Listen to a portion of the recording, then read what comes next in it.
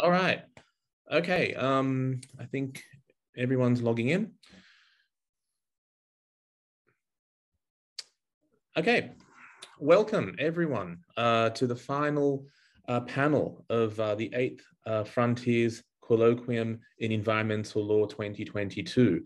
I hope people have had a positive experience over the last few days, listening to, I think, some tremendous papers, some really interesting research and insights, and I hope we can all take this forward into research and conversations into the future. I'll start with an acknowledgement of country. I acknowledge the traditional custodians of Macquarie University land, the Wallumattagal people of the Darug Nation, whose cultures and customs have nurtured and continue to nurture this land since the dream time. I pay my respects to elders past, present, and emerging. I'd also like to thank some people with regard to this colloquium. First of all, my colleague, Michelle Lim and Ninye Lu, also those who have chaired different sessions as well, the events team led by Fiona Tan, our volunteer, Nishala McDonald and Tanmay, who's here at the moment, Sarah Vanderfield, our administrative leader, I suppose, for all her technical knowledge and problem solving, especially, and everyone who's participated and everyone who's attended, basically. So here we are, the final the final panel. So our closing plenary panel is entitled Future Directions for Responsibility in Environmental Law. So as I was intimating just a moment ago, this is something we hope you can take with you, or all take with you moving forward. We have 3 speakers this evening, Dr. Sophie Chow, Professor Klaus Bosselmann, and Associate Professor Peter Burton. The first speaker is Dr. Sophie Chow. Dr. Sophie Chow is a Discovery Early Career Research Award DECRA Fellow and lecturer at the Department of Anthropology, University of Sydney.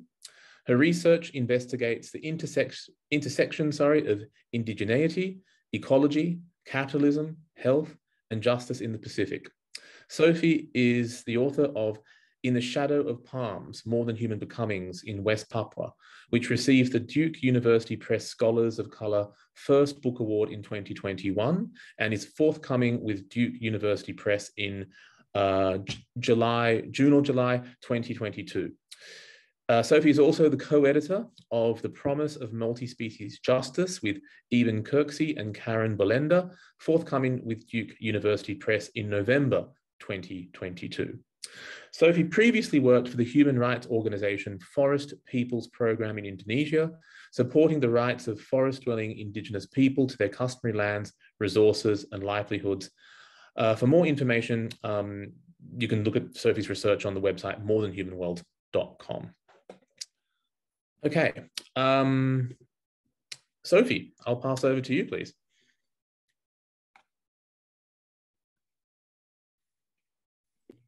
Thank you so much, Paul. Can you see my PowerPoint? Yes, we can. Thank you. Yeah. Good afternoon, everyone. I'm speaking to you today from the lands of the Gadigal people of the Eora Nation, and I want to start by paying my respects to Gadigal elders, past, present, and emergent, and also to Gadigal kin, both human, animal, vegetal, and elemental.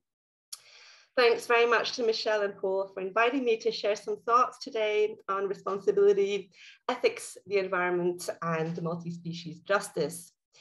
So much of my research on these themes has so far been grounded in the anthropological methods of ethnographic fieldwork and immersive participant observation. As will come through in the tenor of my talk today, these methods very much take as their starting point the granular, situated textures of everyday life as lived, in order to understand and to theorize processes of living, dying, and co-becoming in more than human worlds.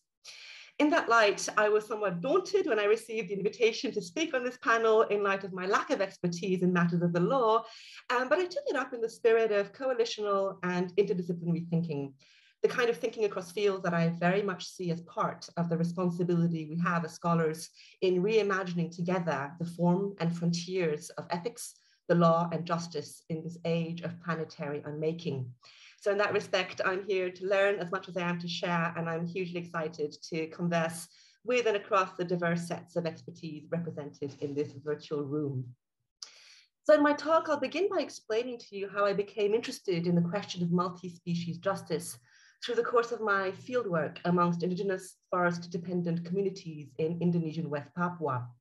I'll then draw out some key insights that have emerged through a collaborative research project on the promise of multi-species justice that is supported by the ARC and forthcoming as a volume in 2022. The insights I want to offer to you today are neither exhaustive, prescriptive, nor exclusive, nor indeed are they subject to consensus amongst the scholars and practitioners who have been involved in formulating them. But I'm offering them as openings for critical, capacious, and creative conversations on what responsibility might mean and what it might demand of us, complex us, in this unevenly shared, but always already more than human world. So, there we go. So my interest in multi-species justice was first sparked during the course of long-term research among the indigenous Marind peoples of Indonesian West Papua, whom I've had the immense privilege to learn from and to think with over the course of the last decade. I first encountered the Marind peoples when working for the Indigenous Rights Organization, Forest Peoples Program, during which time I was conducting investigative research and advocacy on the adverse social and environmental impacts of mass deforestation and monocrop oil palm expansion across Marin's forests and territories, and which included the violation of Marin's rights to lands, to livelihoods, environment, culture, food, and water. What became increasingly clear to me in the course of this research and advocacy was that Marin did not conceive of rights, responsibilities, or indeed the law as a human-only phenomenon, either in terms of their objects or their subjects. Social justice was to them inseparable from environmental justice, as the well-being of plants, animals, elements, and ecosystems was seen as integral to the well-being of human communities and vice versa. The notion that nature and culture existed as separate domains was alien to my companions, who very much saw themselves as belonging to the land and bound to the laws of the land rather than the opposite. Relationships and relationality were the key operatives in Marin's philosophies, practices, and protocols of more than human coexistence, as indeed they are for indigenous peoples across the world. Marin have no word for what we call environment or nature. Rather, they speak of the entities that compose what we call environment or nature through idioms of kinship, personhood, shared ancestry, intergenerational bonds, and agentive, sentient communities of life. These principles of relationality are expressed in everyday life in a multitude of ways. Native plants and animals, for instance, are said to be animate beings, imbued with a soul and a personhood, and occupying the roles of ancestors, siblings, and grandparents to the Marind clans with whom they share common descent.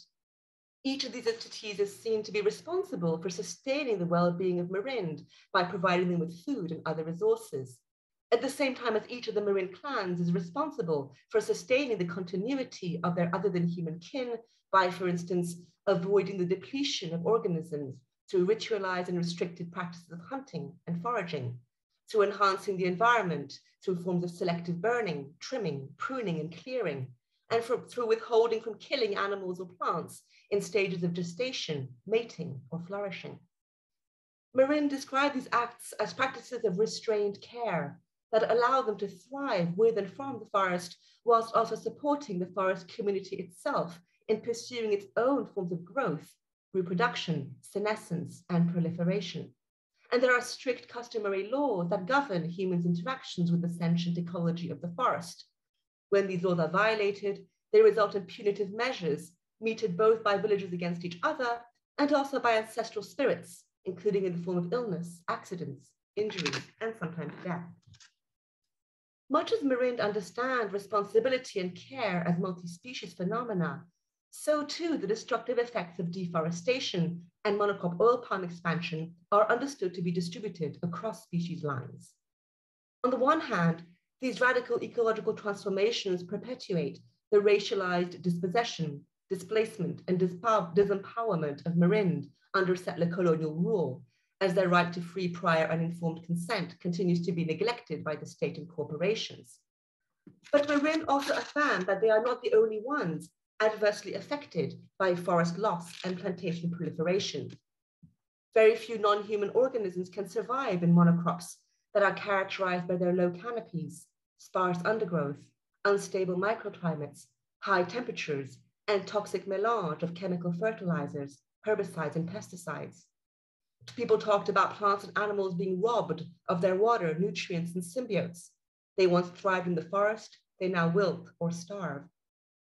The privatization of the landscape, both in the form of industrial plantations and also corporate conservation areas, further deprives Marind of their own ability to exercise care and remain accountable to the well-being of their plant and animal kin, an ability that is very much seen by Marind to be central to their sense of cultural identity and one from which they derive a deep sense of collective pride and achievement.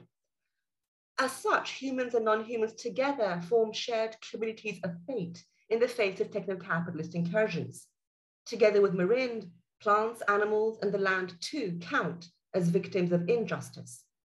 And this expansive understanding of justice's subjects even extends to oil palm itself, an introduced cash crop whom many Marind resent and fear for its destructive impacts on their multi-species life world, but one whom Marind also widely expressed pity, empathy, and even compassion towards in light of the cash crop's own exploitation, extraction, and manipulation at the hands of human and institutional forces. Marind's epistemologies of more than human responsibility resonate powerfully in an age when the pressures of human exploitation on the planet are intensifying and experiences of injustice amongst differently situated humans, other than humans, and the environment are becoming ever more glaring. These epistemologies brought up a range of difficult questions that stayed with me long after I left the field. What kind of legal and institutional transformations, I wondered, are needed to genuinely recognize other than human beings as subjects of justice? How can we reconcile different epistemologies of nature in achieving justice beyond the human? How can we expand the scope of justice to encompass non-humans whilst also remaining sensitive to the lives of humans who continue to be positioned as subhuman, non-human, and killable before the law? In what ways do justice paradigms in the present and to come demand recognition and reckoning of injustices wrought by longer histories of colonial violence? And if humans bear responsibilities of care towards non-human beings, then what are we to do with non-human entities that might also constitute drivers or agents of harm and amplified injustice? Monocrop plantations, lethal viruses, proliferating pests, to name but a few. These and other questions lie at the heart of the emergent field of multi-species justice, which seeks to reconceptualize justice beyond the human realm and its implications for the ideological and structural transformation of existing political institutions. Central to this emerging current is an acknowledgement that dominant frameworks for conceptualizing justice, the ways in which we imagine and present justice, and the institutions for delivering justice are not up to the task of attending to the multiple dimensions of injustice in multi-species worlds.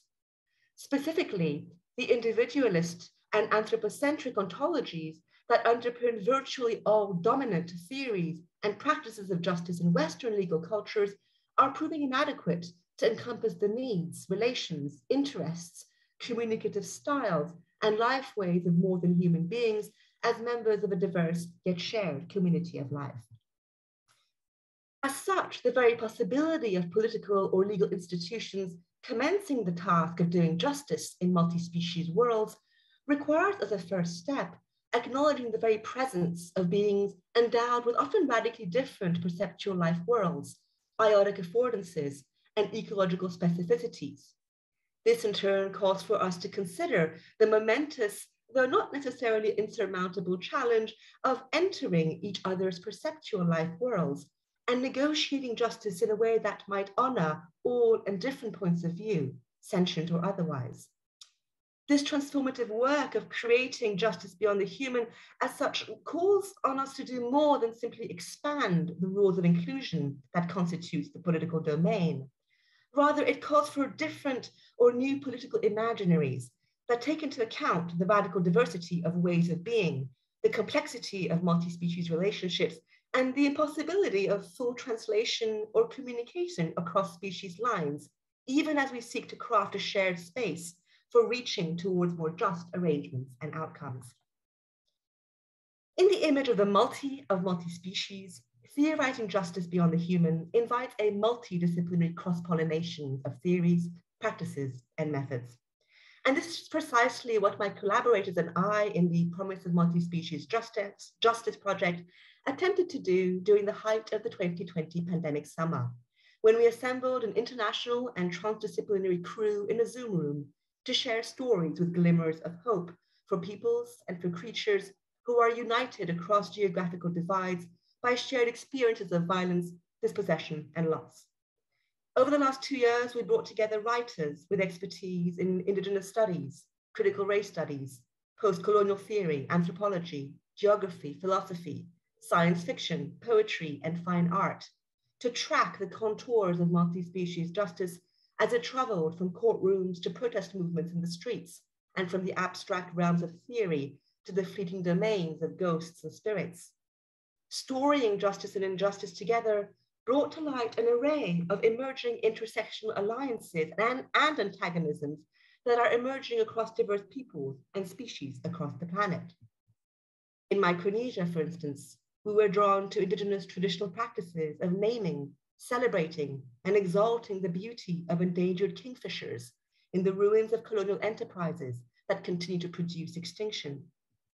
In California, food, plants, and gardens growing in state prisons offered us glimpses of beauty within a deeply flawed and racialized justice system in ways that illustrated but possibilities for the prison abolition movement to gain ground and to grow. In the Colombian Amazon, we learned of intensifying interethnic violence in a transitional justice setting where visions of rights for nature and territory are multiplying in hopeful but also contested ways. We traveled also to the Indian Himalayas, where the rotting carcasses of bulls mauled by leopards on the sides of abandoned highways brought us to consider what recognition justice might entail when animals who suffer violent deaths continue to haunt the living in the form of angry ghosts and vengeful spirits. In the banana plantation belt of the Philippines, we discovered unexpected solidarities between exploited laborers and proliferating pests who might differ in kind, but who are also bound by their shared vulnerability to lethal chemicals and toxic waste.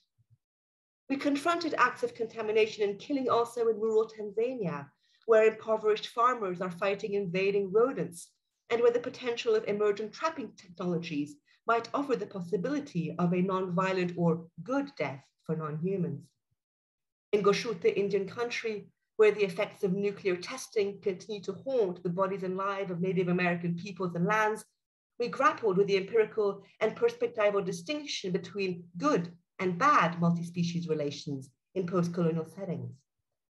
These questions also came up in the context of post-industrial Azerbaijan, another one of our sites, where internally displaced migrants struggle for territorial sovereignty against other peoples, but also against feral dog populations, invasive weeds, and chemical residues. In these and other sites, we collectively asked, what counts as nature and justice? For whom and at what cost? How does expanding the scope of justice beyond the human and the law invite possibilities for decolonizing multi-species relations, but also the concept and practice of justice itself? These questions in turn brought us to consider which beings, relations, and ecosystems are at stake and matter in multi-species justice. Who, for instance, gets to decide what counts as killable, what counts as a good life or a bad death, and a bad life and a good death? Where do we draw the line between injustices deemed tolerable or intolerable, proportional or disproportional, and commensurable or incommensurable? And what possibilities exist for just interspecies relations and responsibilities, even in the absence of any sense of empathy, care, or kinship with other than human beings, or what one of our contributors calls rootless justice? These difficult questions brought us to consider the question of subjects of justice, whether we should think about these subjects as individual organisms, species as categories, or species as relations. We struggled with the question of justice's situatedness across temporal and spatial scales. Many of us find it generative to think with Donna Haraway's notion of responsibility, or the cultivation of an ethical sensitivity to non-human life, and the consequent ability to better respond to their needs and desires. In doing so, many of us were trying to forge ways to think not just about or for non-humans, but with these non-human beings and their diverse and specific ecological and biotic affordances, as a way of eschewing the highly anthropocentric worldviews and assumptions of human exceptionalism that undergird many dominant paradigms and practices of mastery over nature. What also came out very strongly from this project is that theorizing justice beyond the human demands also that we reckon seriously with our obligation to the bloody archive of suffering under racial orders and their colonial nomoi. Even as legal scholars and philosophers seek to expand the category of rights-bearing subjects by identifying animals, plants, rivers, and ecosystems as legal persons, it is important to remember that not all human persons are treated as fully human before the law. While open violence is directed at people on account of their blackness, brownness, and queerness, slower forms of violence are incrementally and often imperceptibly disabling and debilitating vulnerable peoples and species. Fields such as ecofeminism, post-colonial studies, critical race studies, and critical disability studies have insisted that any turn to the non-human be crucially informed by counter-hegemonic understandings of justice that call into question the exclusions encoded into the assumed Western liberal human subjects of rights. A capacious justice, then, must also be grounded in such perspectives towards an intersectional justice framework that takes into account justice's social, racial, environmental, intergenerational, and multi-species dimensions. Let me wrap up with some concluding thoughts. Looking around and taking inventory of contemporary conditions, it is easy to slip into a paralyzing feeling of despair. We live in an era of self-devouring growth, with the expansion of capitalist markets undermining the conditions of life on Earth. Industrial processes are uncoupling life from death, diminishing death's own capacity to channel vitality back to the living. In this age of radical unmaking, naming forms of justice and injustice can produce a sense of agency that allows us to experience the possibility of hope and messy future action. As Jessica Greenberg notes, the opposite of justice is not injustice, but despair. Rather than sink into a paralyzing politics of despair, our project identifies, defines, and indexes multiple species of justice within a broader ecology of more than human sentience, dignity, and harms. Jiahui Li, one of our contributors, for instance, offers the notion of regenerative justice to invite a practice of bottom-up justice-making that celebrates the consequential role of bacteria, plants, fungi, and insects within nested loops of multi-species regeneration. Anthropologist Christina Lyons fleshes out a concept of intergenerational justice that demands that institutions consider the potential impact of their actions on the well-being of future human and other than human generations and their duties and responsibilities to generations past. Critical theorist Zsuzsanna Ihar, meanwhile, attends to little justices or microbiopolitical interventions in our everyday life that might appear mundane and inconsequential, but that might also act as starting points for new cosmopolitical possibilities. Such everyday acts might include practices of perceptual attunement to the more than human world, sensory immersion, bodily engagement, and storytelling.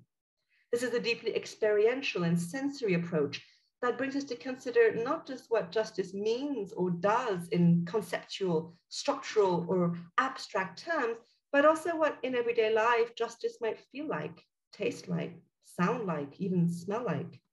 What, we might ask, is at work in these everyday justice projects? What does this work care about? What animates or compels it? What does this work believe about itself and about others? And what fault lines arise between different justice projects, both small or large? Fulfilling or even approaching the fulfillment of multi-species justice cannot be achieved within the boundaries of any single discipline, nor even within the boundaries of the traditional academy that cordons off scholars from artists and activists. Rather, it demands a coalitional mode of thinking that works across and beyond disciplinary paradigms and that is grounded in the specificity of particular territories, soils, cities, landscapes, bodies, and technologies, in a way that recognizes justice itself as inherently patchy and partial, always of and for some worlds more than for others.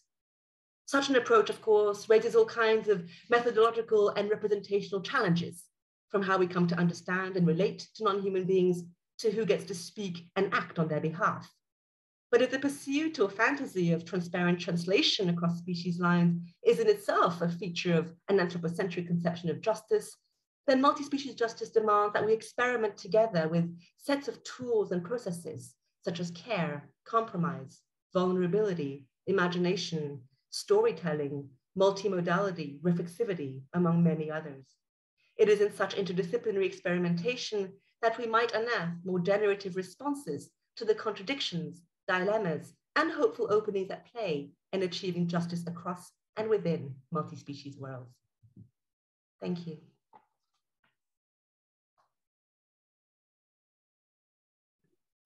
Thank you, Sophie.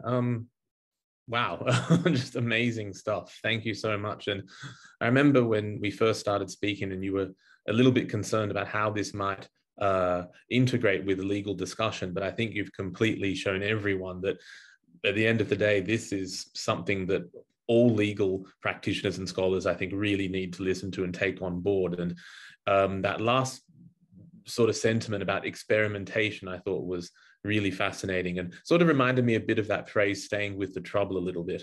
Yeah, thank you so much.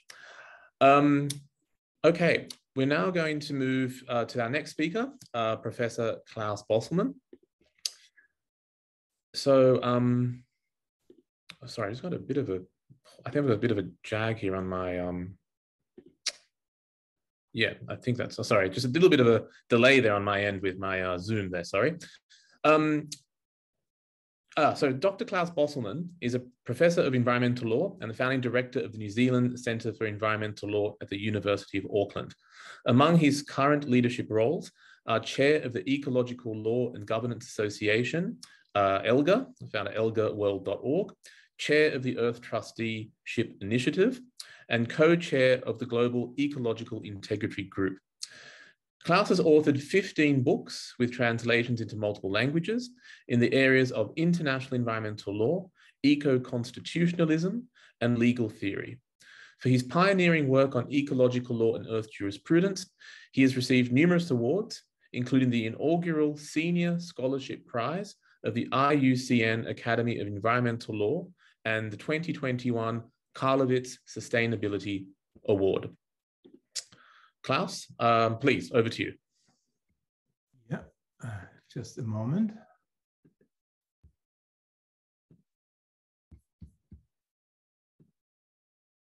Yes, I think you can see the first slide. Yeah, thank you, Paul, for the kind introduction and for co-organizing this wonderful colloquium together with your team at Macquarie University. You did an incredible job, and I like to congratulate you also on making such a focus on responsibility, which doesn't come easy in the realm of environmental law. Most would understand responsibility as a sort of moral duty, but not really legally binding. We are more used to rights discourses. So this hopefully will be an important contribution to a far more advanced understanding about the fundamentality of responsibility as a guiding principle, not just in environmental law, but in law generally and governance. I certainly found a number of presentations throughout the last few days that I had the pleasure to follow inspirational. And since these events are recorded, I look forward to a sort of second run and share with students. Now, my contribution to this panel is to really take the perspective of ecological law rather than environmental law. And I will explain in a minute to what extent, in my view, ecological law is different and more advanced than the more convenient mainstream conception of environmental law. So I'd like to give you a little bit of an overview of recent developments and current trends towards what I would call linking human rights to human responsibilities and vice versa. I don't think that human rights and human responsibilities are in any way in competition with each other. To the contrary, it's pointless having human rights unless we feel strong responsibilities to actually protect them and enforce them. And these are emerging legal categories. And I want to demonstrate this in some ways. Starting with my definition of responsibility, I think it's best understood as responsibility. As Sophie conveniently just showed us, emphasizing ethical sensitivity and public engagement is far more than, responsibility simply taking accountability for your doings. Currently, states, us, we are not held accountable. It would be far more urgent to accept a proper understanding of what responsibility really means. It means engagement more than anything. I consider it fundamental to human rights in the traditional, more anthropocentric sense that human rights came with, but also in an ecocentric way to pursue ecological sustainability, or the sustainability of ecological systems of planet Earth. And I want to show how this probably can be understood in the context of current development within the environmental law movement, call it this way. I never considered any contradiction between being a scholar and an activist, and I'm sure that goes for most of us. Environmental law inherently is activism. We need to do things and we are naturally sort of pushing governments and others because they wouldn't do it without the commitment and the urgency that we as environmental lawyers hopefully are able to articulate. I will go back a little bit to introduce ecological law and the Ecological Law Association. We have annual colloquia that a number of you are participating in, the IUCN Academy colloquia, this one 2016. The World Commission on Environmental Law organized a workshop called From Environmental Law to Ecological Law. And much to our own surprise, the manifesto that we drafted for presentation and eventually adoption by participants was adopted by more than 100 environmental law professors and a number of them more recently. At the time it was some 70 and then others came on board. So briefly, this Oslo Manifesto, without going into detail, is a proper critique of what's wrong with the traditional conceptualization of environmental law as being insufficient in terms of its philosophy, ontology, methodology, deeply embedded in Western anthropocentrism, dualism, individualism, and utilitarianism, and arguably ecologically blind and competing with property and corporate rights. But critically, the antithesis would be to develop an ecological approach based on non-anthropocentrism, or ecocentrism, if you want, holism and strong sustainability. A number of things follow from this, and one of them was in that manifesto a commitment to establishing a Ecological Law and Governance Association, or ELGA, which came about in 2017. Ever since, ELGA is in a group, we call ourselves a umbrella platform or a umbrella group for a number of initiatives and of course for many individual activists, practitioners and scholars. And I'm just listing a few of our partners here. I won't go through them in detail, You can see it for yourselves, but our emphasis is really always to make sure that ecological law is not just a brand, is not just something that we want to throw at others, but rather want to see as a framework that allows us to overcome the traditional anthropocentric reductionist perception of environmental law. So these are some of our partners, in addition to national associations of environmental law, professional institutes, a number of environmental law research, university research centers. I will pick one current project of a number of projects that we are pursuing, and that's, I would call, the HAGUE Principles. And I would like to explain what this is about. Start in 2018, but I would have to go back a little bit to talk about the 3 dimensions of human rights. In the context of common law countries, it may not be so appreciated how sort of the doctrines around human rights theory and the history of human rights theory has actually evolved. But I guess it's commonly shared that we today talk about 3 generations or 3 dimensions of human rights. The first one, the classical liberty rights, right? Freedom from state intervention, as being expressed in the Universal Declaration of Human Rights in 1966 International Covenant on Civil and Political Rights. So this is the typical liberal approach. Many countries, and I would argue Australia, New Zealand, Anglo-American countries strongly emphasize the freedom from, or the ugly form, right? Individual freedom more than anything, with all its ugly appearances that we see in the current pandemic, for example.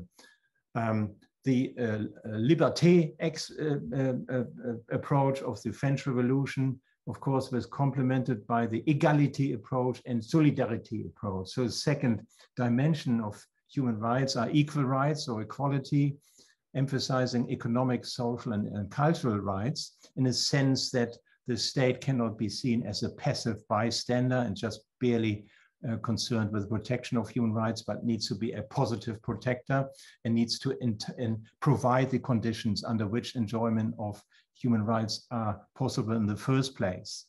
And this has been expressed in the Universal Declaration of Human Rights in itself in some parts, but more expressively in the 1966 International Covenant on Economic and Social Rights. But critically, the third dimension, solidarity rights, fraternity, solidarity, inevitably means the strong bond between rights and responsibilities. And it is often overlooked that even the Universal Declaration of Human Rights, which is heavily Western-centered, and this needs to be seen in the context of globalization and the exclusion of non-Western legal cultures, nevertheless, in Article 29 refers to duties or responsibilities by saying that everyone has duties to the community in which alone the free and full development of his personality is possible. In other examples, more closer to home, the environmental dimension, you find here in the Earth Charter, the 2017 Draft Global Pact for the Environment and the HAGUE Principles. So this is just by way of reminding ourselves that, of course, human rights theory has an inherent part of responsibilities that becomes increasingly important, not just for the protection of human rights per se. Think of the right to a decent environment and so on that the United Nations recently recognized, but equally responsibilities. Otherwise, it remains a pipe dream. So responsibilities are critical. And this is a list of declarations of human responsibilities. Obviously, I'm not going into any detail here, but a very impressive list, and it's not even complete. Highlighted now, the ones that matter in terms of our responsibilities for the environment or the earth as a whole, starting in 1982, and the list goes right through to currently 2017 Draft Global Pact for the Environment. So just to give you some kind of impression of how impressive those lists are of commitments of human responsibilities. Mind you, none of them is binding law. For it's obvious to say we're talking at soft law. soft law meaning representing a certain consensus, not necessarily of all countries, but of some countries. And sometimes the soft law character is stronger. Think of the 1992 Rio Declaration on Environment Development, and sometimes it's rather weak. Think of the Earth Charter. The Earth Charter, I'm very proud of. This is our document. This is what global civil society has crafted over the 1990s. And we are expecting states to follow, not other way around. States were deliberately excluded from any deliberations that led to the Earth Charter. And I might add, the Earth Charter has very much shaped not only my own work in teaching and research, but also the work of ERGA, the work of the Earth Trusteeship concept that I want to briefly talk about as well. But critically, we see the Hague Principles as a manifestation of the broader framework that the Earth Charter has provided. So this is what has happened. On the 10th of December in 2018, we marked the 70th anniversary of the Universal Declaration of Human Rights. And on this day, full title, The Hague Principles for a Universal Declaration on Responsibilities for Human Rights and Earth Trusteeship, were adopted by over 100 human rights, indigenous and environmental organizations.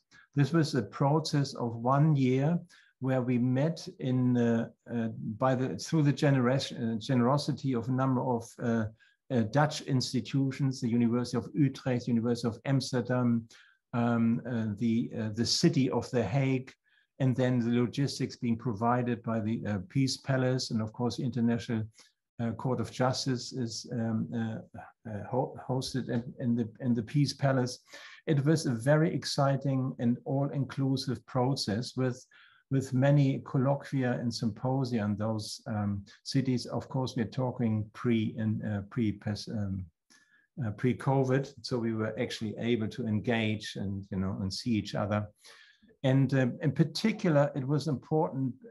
I feel it was the first time that indigenous groups, rights of nature groups, traditional human rights groups, and environmental law organizations started to agree on some core principles, which became known as the Hague Principles.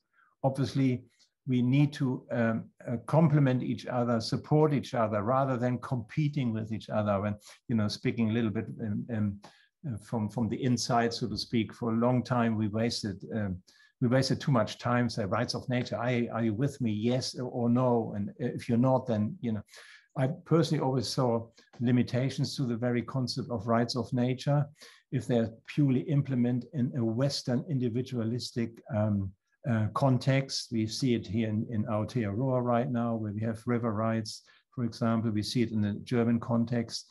This is a danger that our dominant legal system, of course, happily adopts all sorts of things, whether it's a corporate organization that has rights or nature that has rights. So that's, in other words, not the answer per se, but contextualization of rights of nature and constitutionalization of rights of nature. That's what the Hague Principles are aiming for. These are the 3 principles. We confined it to just 3 principles addressing responsibilities. And I wouldn't have the time to go through them. I just urge you to perhaps read the entire text with the preamble and a lot of appendixes. You might consider to endorse the Hague Principles. You find the reference there, earthtrusteeship.world, but also other websites have the text of the entire document there and would allow you to endorse them.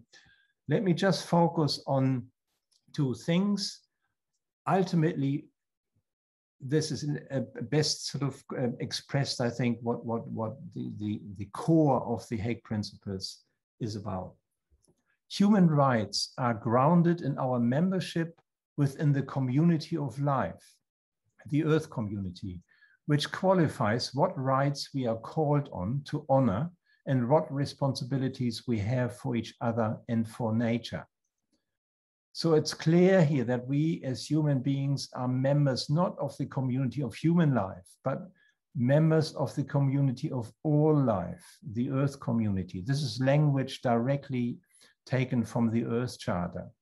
And only in this context, our belonging to the Earth community, we can start thinking about rights, entitlements, and so forth, but equally responsibilities that we have for each other and for nature. And what does it mean in sort of clear governance terms? Let's express in Principle 1.2. Each state, individually, and the international community of states collectively, acknowledge that they have and share responsibilities for nature in cooperation and in alliance with their citizens as equal trustees of Earth and the integrity of Earth ecological systems.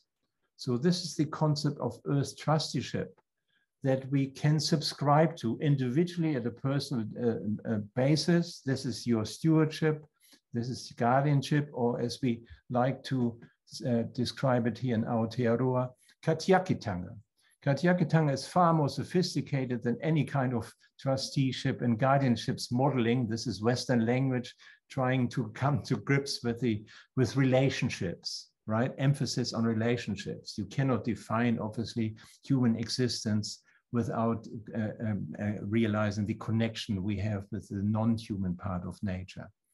So Katiakitanga describes this very well, but of course, for reasons of being able to communicate it in English language and other languages, trusteeship is a good and well understood legal concept, meaning acting on behalf of those who cannot act for themselves.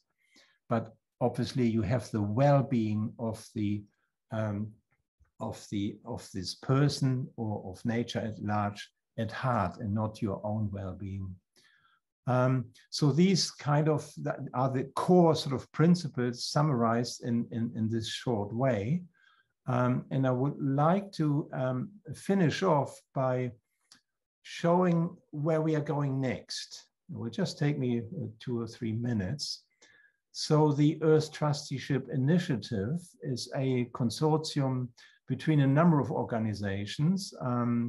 Here I mentioned a few: Earth Charter International, Ecological Law and Governance Association, IUCN World Commission on Environmental Law, the Right Livelihood Foundation, and the World Future Council, and others. This collaboration has created the HAGUE Principles, as mentioned, and that was followed up 2 years ago now with a declaration on education for Earth trusteeship that was crafted by the community of recipients of the alternative Nobel Prize, the Right Livelihood Prize, Vandana Shiva and many others, right? Many of them may not be household names, but of course, this is the real thing as far as I'm concerned, not the other Nobel Prize, but it's a bit shamefully called the Alternative Nobel Prize. But this is their commitment to educate ourselves to the spirituality, to the morality, and to the constitutionality, if you like, of Earth trusteeship. And I'm very glad that the Earth Trusteeship Initiative is so broad. It's not just including lawyers, but many indigenous groups and indigenous peoples and organizations and others. So currently, this is just the latest development. Only over the last few weeks, you may not have heard about a high-level advisory board for the full name is UN High-Level Advisory Board for Global Public Goods. This is the kind of working title for a board that was initiated by Secretary General Antonio Guterres. And I only ever heard about it maybe 3 weeks ago, when German papers were up in arms to the fact that Angela Merkel, who recently retired as Chancellor, rejected a request and offer by the Secretary General to chair this high-level advisory board that should really articulate the deficiencies of the current system of global governance. and should highlight the need for example, a repurposing of the Trusteeship Council of the United Nations, and other things that the Secretary General has expressed in his report, Our Common Agenda, which has the notions of responsibilities written all over. Now, Angela Merkel rejected the offer on the grounds that she, I quote her, needs to read and sleep. And you know, who am I to be angry about this? She did a fairly good job, at least sort of seen from a more general European global perspective, as holding things together, not a mover and shaker, but of course a credible face, perhaps for such a high-level advisory board. We are currently in the process of sort of finding those high-powered people. When I say we, it's not me, it's not Elga or anything, but the secretariat of the advisory board, located at Columbia University, at the Research Center for Policy. And this has been a very promising collaboration over just the last 2 weeks, where we agreed on a number of webinar series to promote the implementation of the Secretary General report, which after all calls, as I mentioned, for a repurposing for the UN Trusteeship Council, but critically for a UN summit of the future next year, where political leaders come together and really talk in a meaningful way about the deficiencies of the current system of international environmental law and governance, and thereby going more progressively towards a meaningful concept of what eventually can be perhaps conceived as a global pact for the environment. You may have heard of the French initiative by Macron that pretty much didn't go anywhere. It got stuck in the UN system.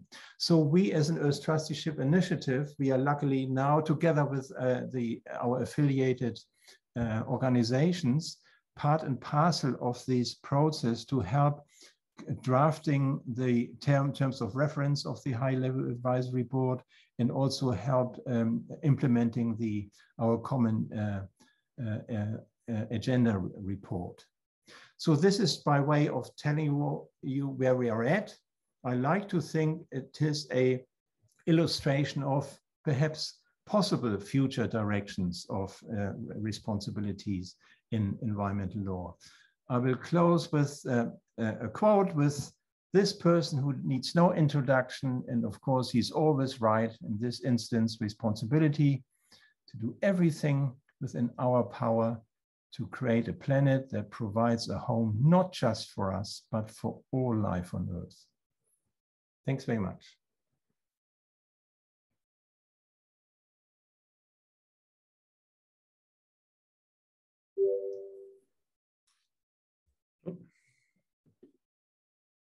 Thank you, Klaus. That reference towards the end where you said about the HAGUE Principles, the relationship between rights being grounded, I think it sort of reminded me a bit of the idea of responsibility and rootedness from Simone Weil. Again, to see that implemented in instruments, albeit, or included in instruments, albeit soft, is very, very reassuring for the future, as you said. Okay, moving on to our final presentation for the first half of the panel. We have Associate Professor Peter Burton from Adelaide Law School. So Peter is Deputy Dean of Adelaide Law School and Deputy Dean Learning and Teaching of the Faculty of Professions. Peter's research uses interdisciplinary materials from sociology, political science, economics, philosophy, history, and environmental studies. Peter is an expert in environmental theory and has written and edited books on Earth jurisprudence and Earth democracy. In 2017, he published a book on Hannah Arendt and the trial of Nazi war criminal Adolf Eichmann. He is currently working on a handbook and monograph on the Anthropocene, both of which will be published by Routledge in 2022. Peter, over to you, please. Thank you, Paul. So I'm joining you all from Kaurna country on the Adelaide Plains. and I pay my respect to elders past, present, and emerging. I also just want to begin by thanking not just you, Paul, it's a real privilege to be in conversation with you, but also the volunteers that have been working. And Nishala, if anyone's been following Twitter, has been doing a pretty amazing job. Even sessions I've missed, I felt like I've at least been able to keep up with. And also Nenge and Michelle, I appreciate the invitation. For those who don't know, they were former colleagues of mine at Adelaide, and we certainly miss you. And the success of the centre at Macquarie just adds a layer to our missing as well. So congratulations. My own interest in the ethic of responsibility emerges in the context of the Anthropocene. And there's already been a number of sessions on this over the last few days.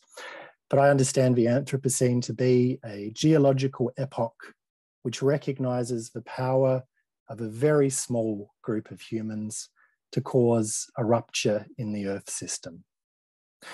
A focus on human power has captured many responses to the Anthropocene. But there's another side to this. As human power has increased, so too has power inside of the Earth system. And taken together, there is more power at work on Earth, and humans do not wield the monopoly. We are grappling and stumbling for the right language to describe this state. Some authors have returned to the idea of Gaia, while others argue that the Earth has awakened and now seeks her revenge. Within this chorus, or perhaps cacophony, other voices note that the Earth has always had its own agency. This is something that Sophie has brought out powerfully in her own scholarship on more than human worlds. And as I was thinking about this presentation, I couldn't help but share this quote from one of her early articles with respect to palm trees. In the article, she's talking about how First Nations people or Indigenous people are encountering the palm tree, and they regard it as an agentive plant person of radically destructive inclination. I think that's a really provocative quote, which gives us some insight into the other worlds other than human that we need to be concerned with as well. The human condition today finds us in an increasingly heteronomous world where humans no longer have the monopoly of agency. My own attempt to grapple with this most recently has led to a focus on stories that exhibit something of a will beyond human beings. These are not hard to find, but since Klaus is with us, I've chosen to focus on a version of The Sorcerer's Apprentice, which was written by the great German writer Goethe. I am obviously not the first to draw this comparison between the Anthropocene and The Sorcerer's Apprentice, and I would acknowledge the prior work of thinkers like Clive Hamilton, but I think more importantly for this work, Ron Engel, who has done a lot of work on the intersection of Goethe and current environmental thinking. Now, you'll all know The Sorcerer's Apprentice, even if you didn't recognize the title, from Disney's 1940 adaptation. In the poem, a powerful sorcerer departs his sanctuary and leaves his apprentice to study. The apprentice is filled with youthful conviction of his own power and his mastery over the elements. He's also impatient to feel power, and he believes he can control and activate his master's magic. In Goethe's poem, he says, "I am now master, I am tactician. All his ghosts must do my bidding. Know his incantations, spells, and gestures too. By my mind's creation, wonders shall I do." Now, if you know the poem or you've seen the Disney cartoon, you'll be familiar with the next part of the story. The apprentice commands a broom and a basin of water to perform his chores. He's unable to control the power he's unleashed. How does he react? not with humility and grace, but with anger, and with a reinforced attempt to assert his dominance. So the young apprentice says, "No longer shall I suffer you to offer bold defiance. I have brains, I am the stronger, and I shall enforce compliance." Now, that's a very familiar sentiment to those of us who have been watching human domination or human attempts to dominate nature. Now, I'm not going to spend the entire time recounting this story, but of course, the pattern continues. And as things spiral out of control, the apprentice becomes increasingly desperate. Humility is beyond him. And when magic fails, the apprentice turns to brute force. He picks up an axe and chops the broom in two. But like the Hydra in Greek mythology, the broom does not break. Instead, it multiplies and continues to sweep. At the risk of overdoing my simile, the broom has an interiority and agency that the apprentice cannot control. Now, many of these old stories have a similar ending. A higher power enters and either ends the chaos or saves the day. In this instance, the sorcerer returns home and restores order with a slight gesture. The reception of Goethe's story is instructive.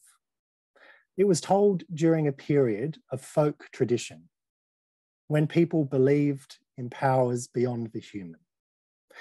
And while it can be read as a religious story, salvation through a higher power, I think it's more properly understood as pre-ethical, in the sense that the message derives from a world in which the apprentice is not a moral agent, but the kind of being who aspires to go beyond all moral laws.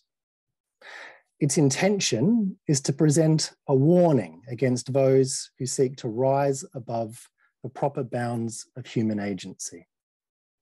And in the last 3 centuries, a small minority of humans have used techno-industrial power to delude themselves into thinking that they have graduated from apprentice to sorcerer. In doing so, they've also endangered the majority of the world, the true anthropos, if the term is to have any meaning. What kind of legal and ethical response is adequate to this violence? Clive Hamilton observes that if human impact has been so powerful that it's deflected the earth from its natural geological path, describing the state of affairs as unethical or unlawful seems to be some kind of category error. Traditional ethics risks trivializing the magnitude of what has been done, or perhaps normalizing an event to which there is no parallel.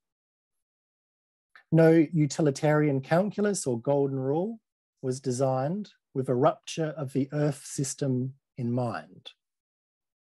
We are living through what Alex Stefan has called discontinuity, a moment where the experience and expertise you've built up over time cease to work. This is not just an intellectual event, but an emotional one as well.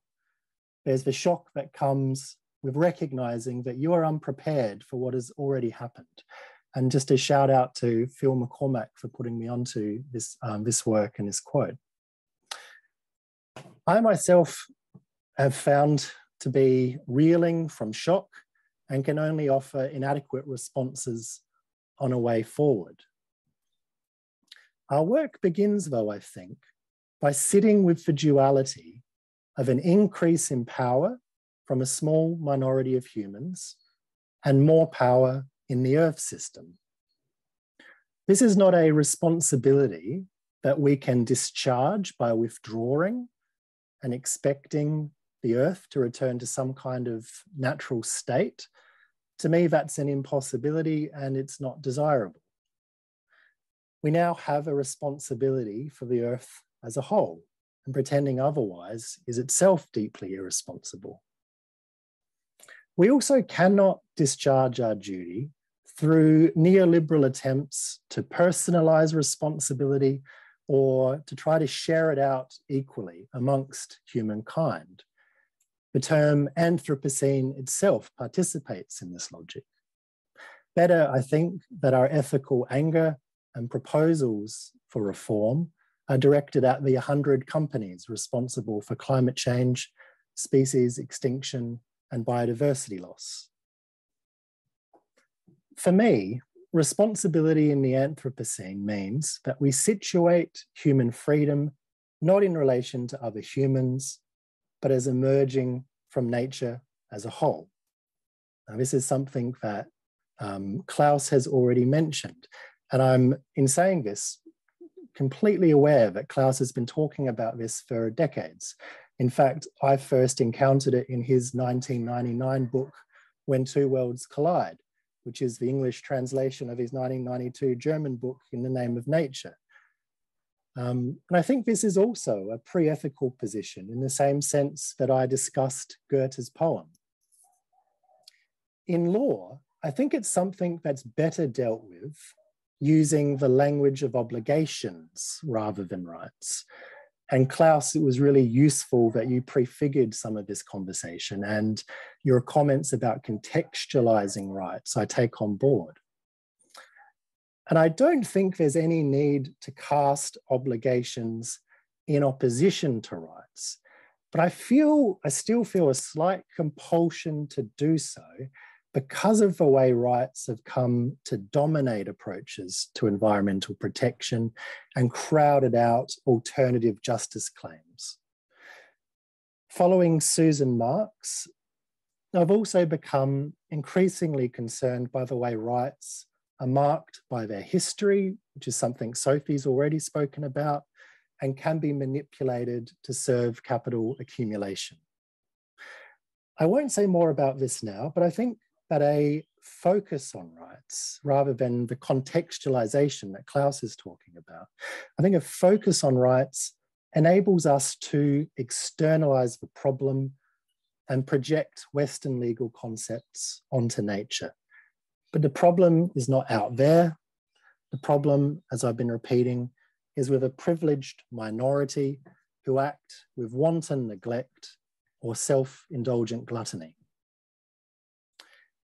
If embeddedness in nature provides a reason for responsibility, what is our motivation?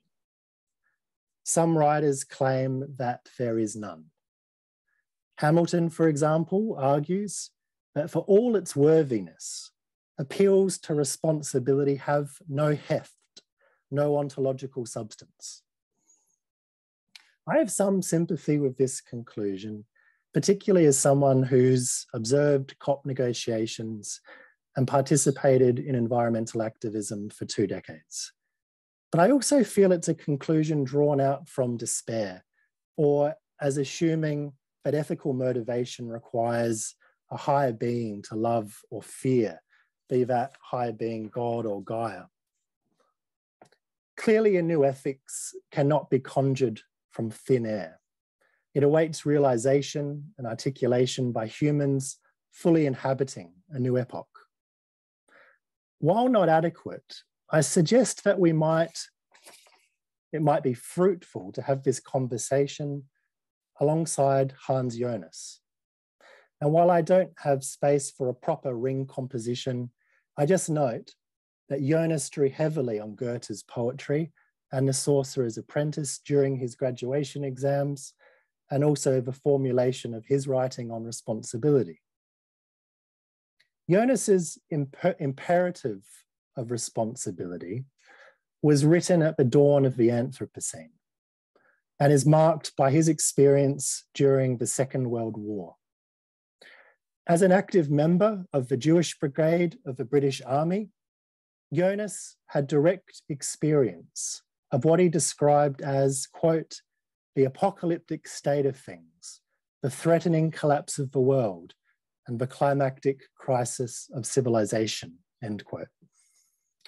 It feels impossible that a person could bear witness to the technology of the camps and the dropping of 2 atomic bombs and not reach a similar conclusion. Indeed, for Jonas, the qualitatively novel nature of certain of our actions has opened up a whole new dimension of ethical relevance for which there is no precedent in the standards and canons of traditional ethics.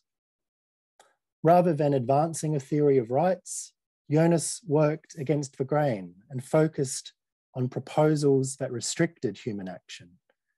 In his words, quote, "The lengthening nature of our deeds pushed obligations into the center of the ethical stage." Sadly for us, Jonas didn't have a neat trick for motivating this sense of responsibility. Instead, he noted that people's hearts and minds must be engaged. So he writes, "For me, that enjoinder to reach and affect me so that it can move the will, I must be receptive for appeals of this kind. Our emotional side must come into play, and it is indeed of the essence of our moral nature that the appeal, as insight transmits it, finds an answer in our feeling. It is the feeling of responsibility." In part, that is why I'm interested in stories and fables. They tap into an emotional center that logic and fact can miss.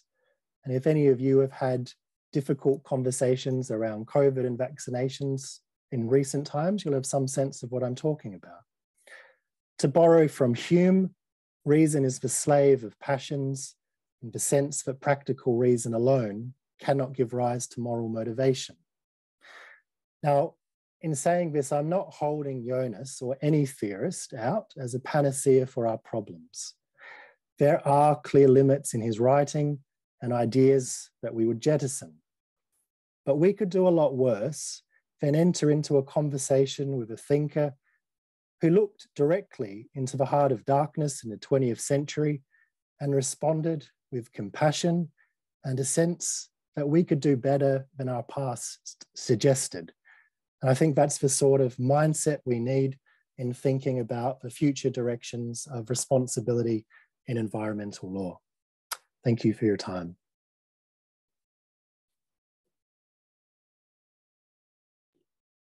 Thank you, Peter.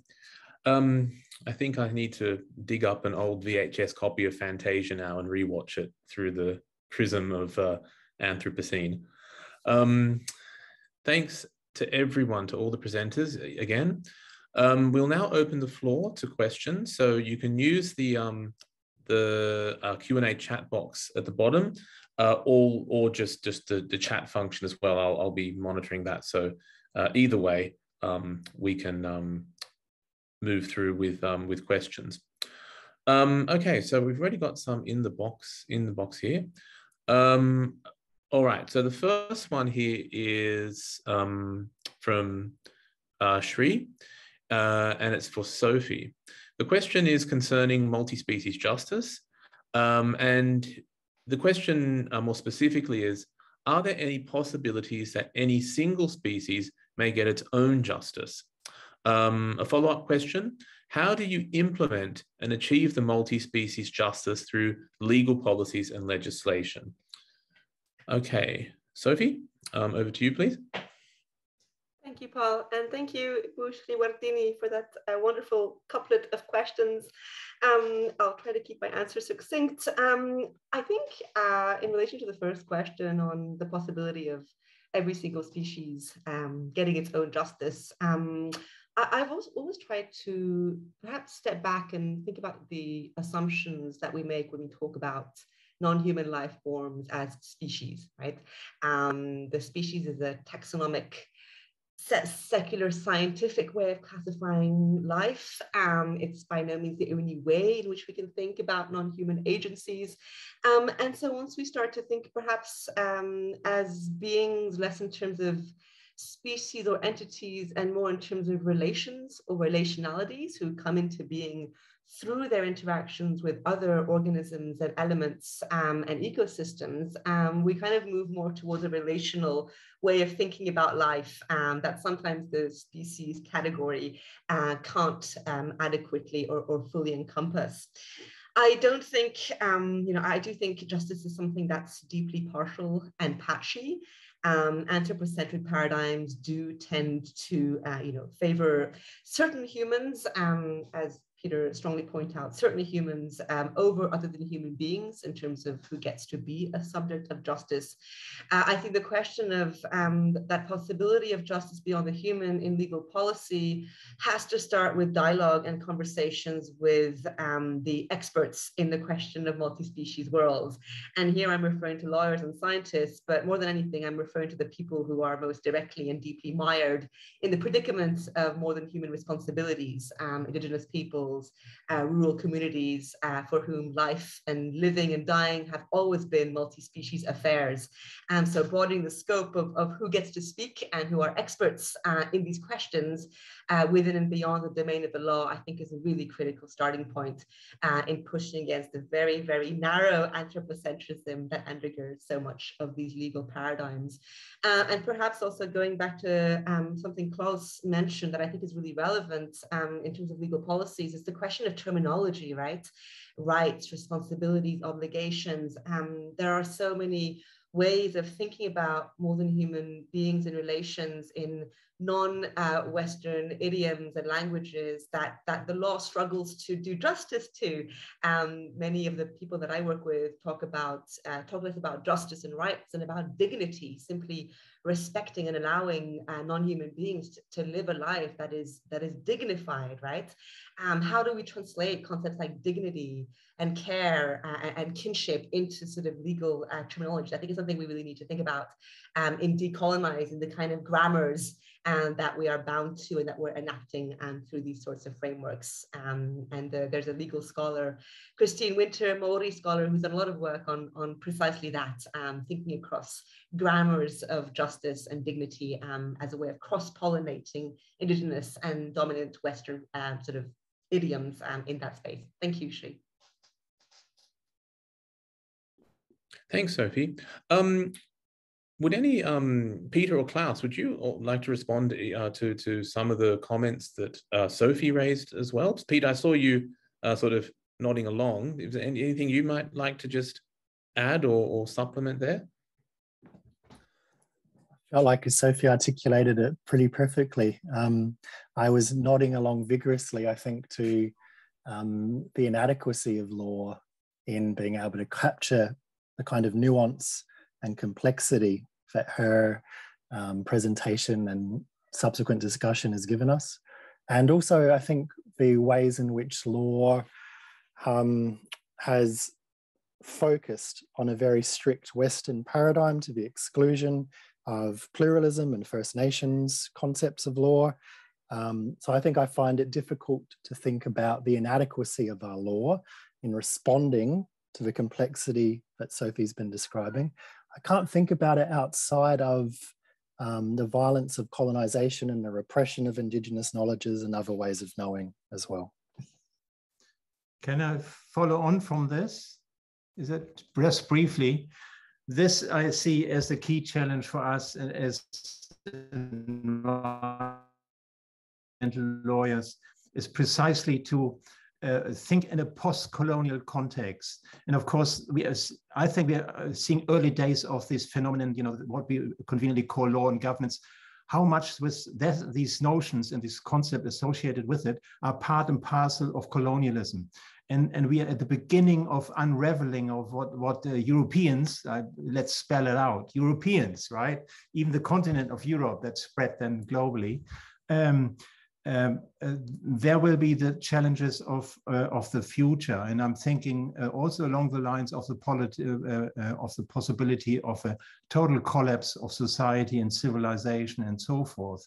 So I'm not wanting to sound optimistic, but the role of law that's been mentioned, I think our job as environmental lawyers who think globally and ethically sound, if I may say so, is to translate the wisdom that all humanity used to have, as luckily expressed in indigenous culture still alive. And here in Aotearoa, we have really a wonderful sort of, relatively speaking, close collaboration and understanding of each other.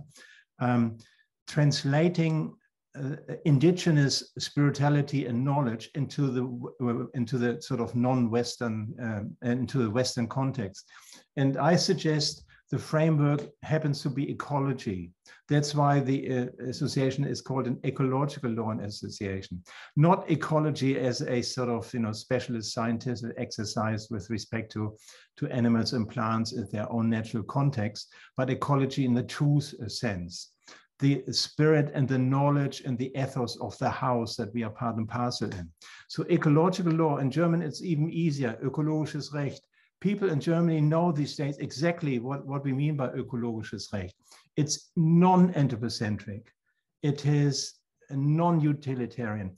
And we are just, you know, don't want to take too much time here, but we are in an exercise in Germany right now where we try to get a referendum towards changing the constitution.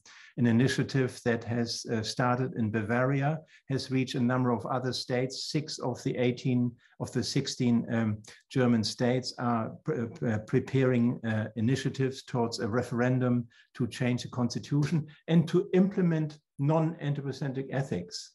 I won't go in further details here unless it's of interest.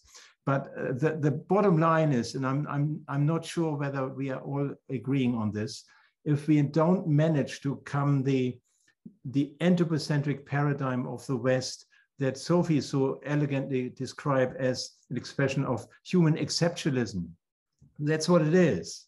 The arrogance, and Peter referring to the disaster of the Enlightenment, in many ways sort of, or misconstrued, right? Rationality, of course, that Goethe and others rightfully criticize as totally overdoing it.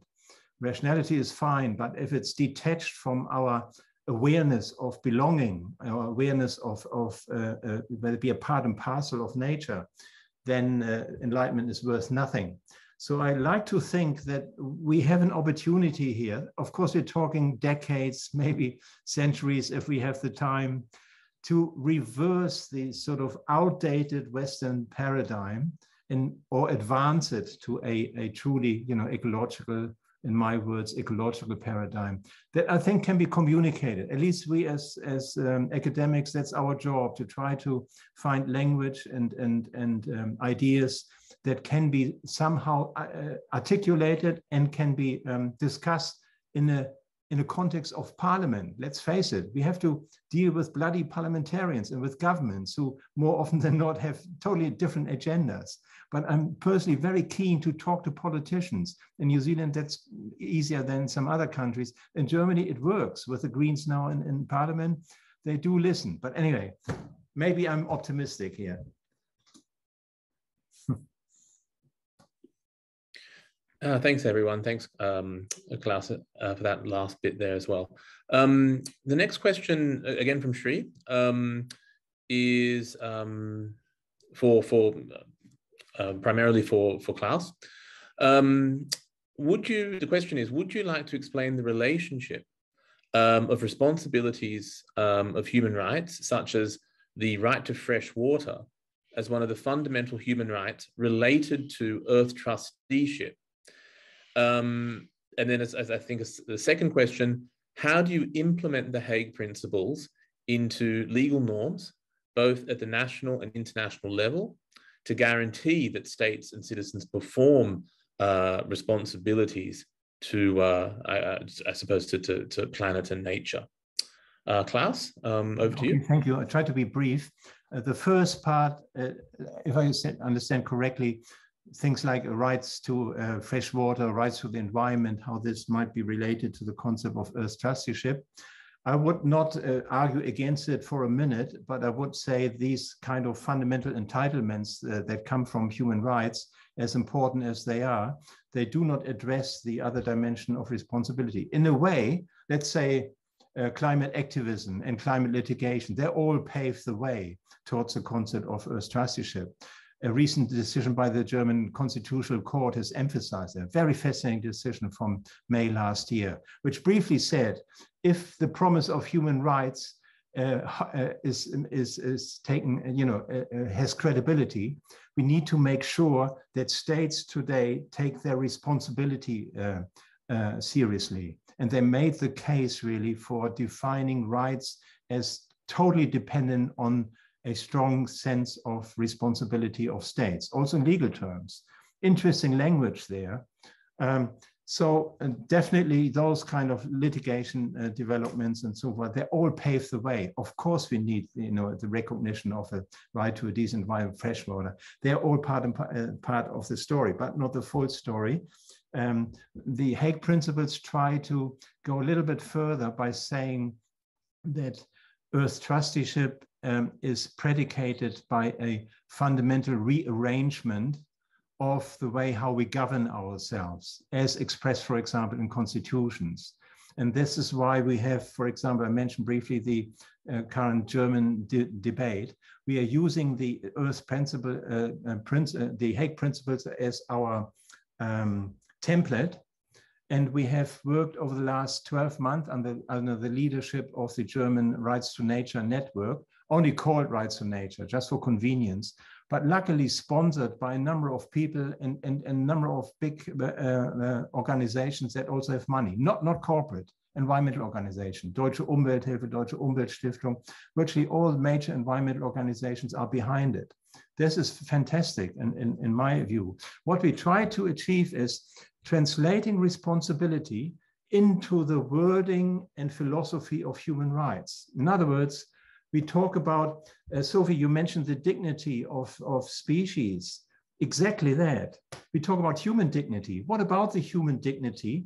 What do we mean? Is this dignifying for ourselves if we radically destroy nature around us and animals and plants? So there's one proposition is to reconceptualize the concept of human dignity. It's controversial, especially in the German context for obvious reasons, but this is one of the proposals. Related to that, and this is the big elephant in the room, property rights, property. Property need to be reconceptualized. Our proposition is, and we provided the wording, and we have yet to get to the public, I might add. We haven't even set a time yet when we have a conference, maybe in June this year, where we have a lot of media present, where we want to be able to start the conversation. We want to speak about social and ecological responsibilities of property. The German Article 14 talks about social obligations that are associated with any enjoyment of property. And we are simply saying ecological obligations, defined obviously as non-anthropocentric obligations. So a lot of work went into this, and there's a lot of readiness to really realize what we have done to ourselves, speaking as from a sort of German perception. I won't glorify Germany, but there is a sort of an increased awareness of that Germany is part of this incredible colonial exploitation of the world. And we have a lot of discussions around it. And it's increasingly noted. And if we do not listen to what the people that Germans and English and others have exploited and continue to exploit, if we do not listen to them, then we are destroying ourselves. That's the argument, right? It's somewhat selfish, but it helps. There's an incredible interest in indigenous knowledge and wisdom. And this has informed our work in Germany, even though it's remote, right, from the experience that we have in Australia and New Zealand. But I like to illustrate, and I like to really be optimistic about, in a sense that we, as individuals and as collectives, we have opportunities, obviously, especially in the post-pandemic world, where everything sort of, is up to grabs again. Thank you, Klaus. Sophie, did you want to say anything on that point of dignity that Klaus was referring to? I'd actually want to showcase the work of an incredible Maori political theorist, Christine Winter, who has written extensively on this question of decolonizing the concept of dignity towards inclusive, more than human democracy. And I've just put the link to Christine's article in the chat room for folks to consult. But yeah, I think this idea of dignity does some really wonderful work for us at an epistemological and an affective level. And here I'm thinking with Peter's closing words about the importance of feeling, the feeling of responsibility. And I think, yeah, the notion of dignity offers a really capacious, intersubjective way of thinking about what it is to do right by other than human beings, and through that, yeah, to do right to one's own community of life to come in the future, but also to those who have preceded us, and how we can possibly become good ancestors rather than bad ones for the people, human and non-human, who will follow. Thanks. Thanks, Sophie. Peter, would you like to add anything further? Maybe I'll just quickly mention that largely from Sophie's notes, there's a wealth of resources in the chat, and I've certainly got my reading cut out for me when we're done. So I've appreciated that. I guess the only other comment I would make is I'd be really interested, and I know we don't have the time now, but to sort of tease out where perhaps how Klaus and I are thinking about rights. And I guess I worry that the conversations around dignity or other nuance that we need to have in this conversation often just get reduced down into a language of rights and not the broader contextualization that Klaus is speaking about. I think a lot gets lost when we do that. And I sort of follow Wendy Brown in thinking that, you know, rights can dominate and colonize a space and not leave a lot of room for other languages through which we might make a justice claim to grow. Yeah, and that the use of that sort of concept and the translation of concept into language sort of takes me all the way back to one of Sophie's early points about how the work that you did, there was no word for nature, which I thought was I mean, it seems a small thing on the surface, but it's kind of remarkable because it just says to us, there's no word for nature, there's no concept for nature. Now that's, in that particular framing, it's not a bad thing. We're not saying, oh, well, we'll just do whatever we please. It's because, of course, no separation means this, basically. I hope everyone knows what I mean by that. And I think it's a sort of a wonderful kind of circularity to it. And I think, you know, that kind of image of a cycle, of a circle is quite important to what we've been discussing here today and through the entire colloquium, really, looking at responsibility and of course tonight from our three amazing panelists, looking at responsibility moving forward into the future. So it's just gone past 6:30 here in Sydney. Already, Klaus, I know you have to go to another meeting, even though it's 8:30 where you are. So I will draw the colloquium the panel and the colloquium to a close.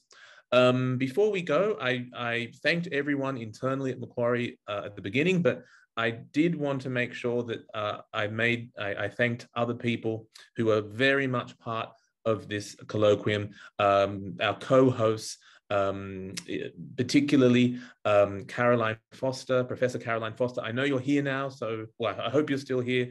So thank you for everything you've done in terms of the initial idea, bringing that to life, and all your help since then. And also to Dina Lupin, who's not here, I don't think, but her help as well as director of the Global Network for Human Rights and the Environment. And again, you know, another co-host of this colloquium. So thank you to them as well. Thank you again to our participants, our panelists for this evening, and to everyone who's logged in over the last 3 days. It's been brilliant. So thank you, everyone.